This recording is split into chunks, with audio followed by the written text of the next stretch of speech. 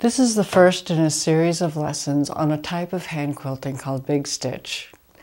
BigStitch uses the rocker motion of regular hand quilting, but uses pearl cotton instead of regular quilting thread and uses larger scale designs. This first lesson will cover the supplies needed for a practice piece like this one.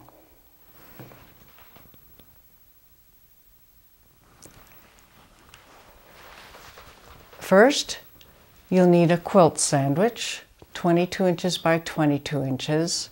This one is made out of muslin, batting, and muslin.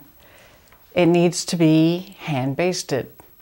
This one is basted in a large tic-tac-toe design using regular thread and stitches about 1 inch long.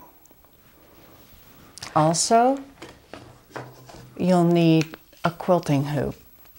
This is a sturdy wooden hoop, a minimum of 14 inches in diameter. What puts the big in BigStitch is the pearl cotton number 8 that is used instead of regular quilting thread. It comes in a variety of brands and a whole rainbow of colors. I prefer to use a high contrast color or value on my quilt, either dark on light or light on a dark quilt. That way you get a greater visual impact for your quilting design, and all those hours that you've spent show up more. For this larger style of thread, you need bigger needles.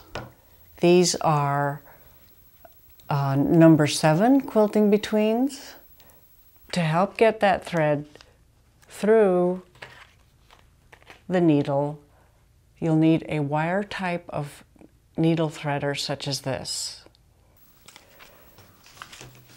You will also need some thread snips. These with the round top come in handy because then you don't make a hole in your quilt top. Also, I like to use a rubber fingertip.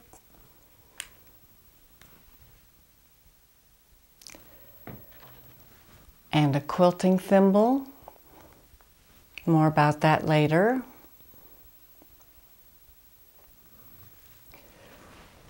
For marking the design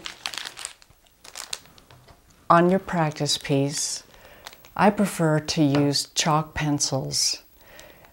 These come in a pack with 4 colors and their own sharpener, which is very handy. You'll also need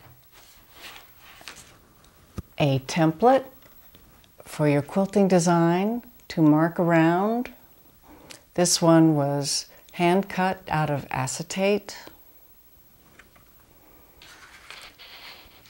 And for the background lines, a straight edge such as this.